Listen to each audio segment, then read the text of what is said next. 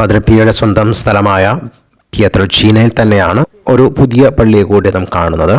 ഈ പള്ളിയുടെ പ്രത്യേകത, പദ്രെ പിയോ 1910 ആദ്യമായിട്ട് പഞ്ചശതങ്ങൾ പ്രത്യക്ഷപ്പെട്ട് തുടങ്ങിയത് ഈ പള്ളിയിലാണ്. ഈ പള്ളി ഇരിക്കുന്നത് പിയാന റൊമാന എന്നൊരു സ്ഥലത്താണ്.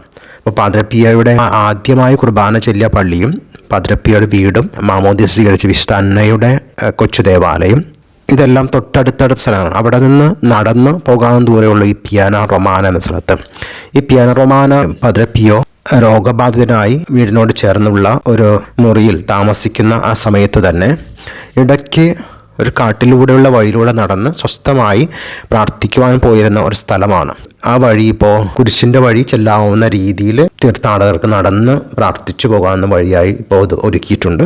അപ്പോൾ ആ വഴിയിലൂടെ നടന്ന് പിയാന റൊമാനയിൽ ചെന്ന് അവിടെ ഒരു ചെറിയ കപ്പേള ഇവിടെ ഇപ്പോൾ ഉണ്ട്. അതോടൊപ്പം തന്നെ വലിയ പള്ളിയുണ്ട്. ആ കപ്പേള ഇരിക്കുന്ന ആ സ്ഥലത്താണ് പദ്രെ പിയോ ഒരു ദിവസം ഒരു പുല്ലുമേഞ്ഞ കുടില് പോലെ ഉണ്ടാക്കി അതിൻ്റെ താഴെ ഒരു മരത്തടി കഷ്ണത്തിൽ തലചായ്ച്ച് കിടക്കുമ്പോൾ പഞ്ചശതങ്ങൾ ഉണ്ടാകുന്ന വേദന ആരംഭിക്കുന്നത് അവിടെ വെച്ചാണ്.